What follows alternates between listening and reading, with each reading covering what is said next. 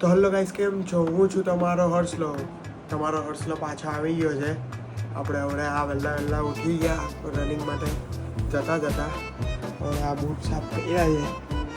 એનો આપણે ફોટો અહીંયા જ ફેંકી દીધો. આપણે બૂટ પહેરીને નીકળીએ.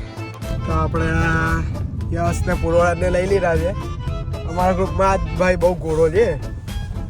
બેઠો પેલો રશિયાથી મુકાવેલો હોય કે એની સુરતમાં એવું જ લાગે. હવે આપણે આ દોડવા જતા છે, પણ આપણે ગાડી મૂકવાની છે. એટલે પપ્પાના દોસ્તારને કંઈ કામ છે તો લઈ જાય છે. આપણે ત્યાંથી બાઇક પર આવશું. હવે આપણે આ 4 વ્હીલ મૂકી આવ્યા અને આપણી આ ગાડી પર આવી ગયા છે.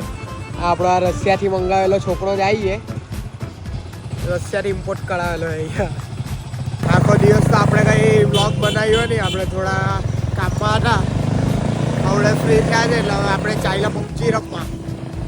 આ બધા બેસીને અમે પબજી રમ્યા કરતા હોય.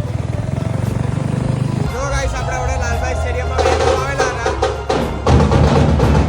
સુરતીઓનો ઉત્સાહ જો ખાલી આવ્યો. એક જ ચાલે, રોકાણ જ ચાલે. ગમે તે નીચે આવે.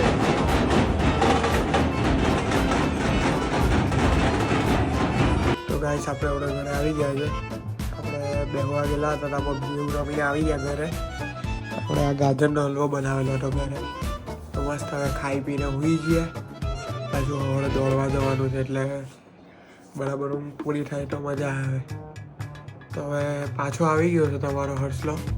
હવે ડેલી વ્લોગ આવશે.